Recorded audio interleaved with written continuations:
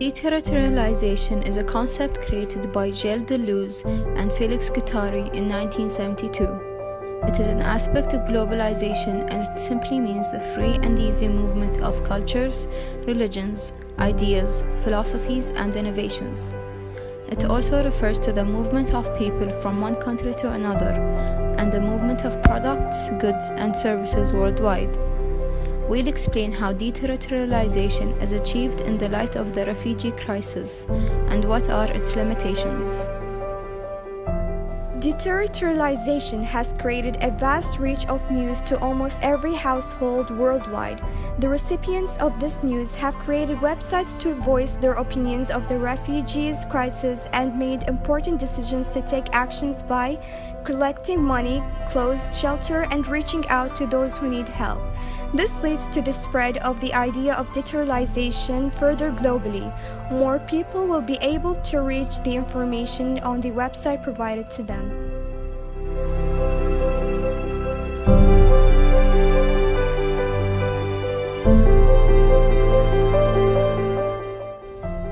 Sponsoring a refugee family, individuals have taken it upon themselves to take the action with the resources that they have and their capabilities. This includes sponsoring refugee families.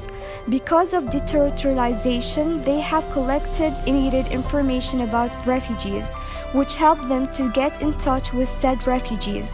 This method has been taking place in Canada.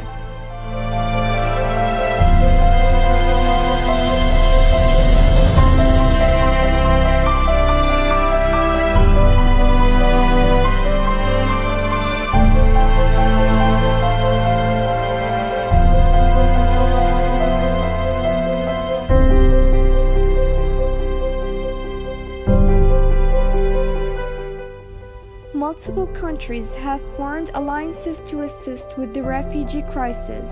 This is another feature of deterritorialization. Not every country feels the need to divide between us and the others simply because of the fact there are borders between them. Instead, countries focus on the need to help those refugees.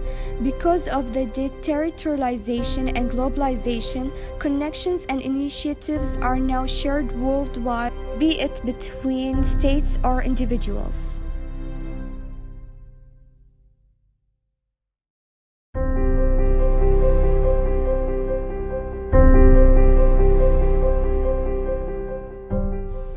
From the year 2015 until the end of 2016, Holland has received 1.2 million refugees.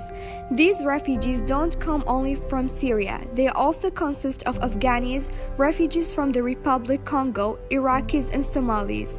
Citizens from Holland act as guardians to underage refugees. They raise them, protect them, guard them, and provide them with shelter until they become legal adults, which is above 18 years old. This provides stability for refugees and provides them with the opening to get a green card. It is a clear effect of deterritorialization. Multiple cultures are being accepted in Holland as well as integrated.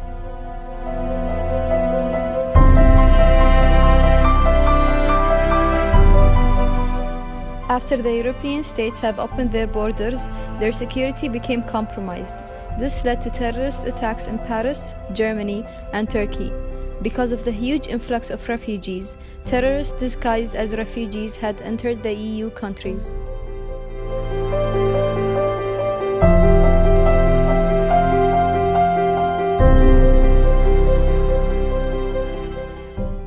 The UN has also started running out of money.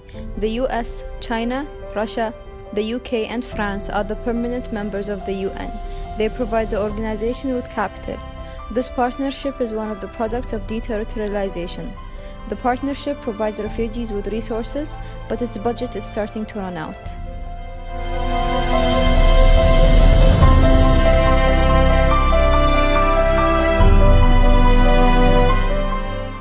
When refugees cross the borders and enter a new society, their culture affects the recipient society. This affects the society in two ways. The first being the introduction of new cultures could cause clashes with the recipient cultures. The second being the state would focus more on the refugees' needs instead of their own people's.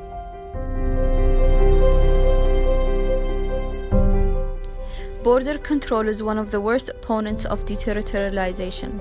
These border patrol officers are the only thing stopping people from crossing the borders. Ideas are shared on the internet daily, cultures as well, and organizations.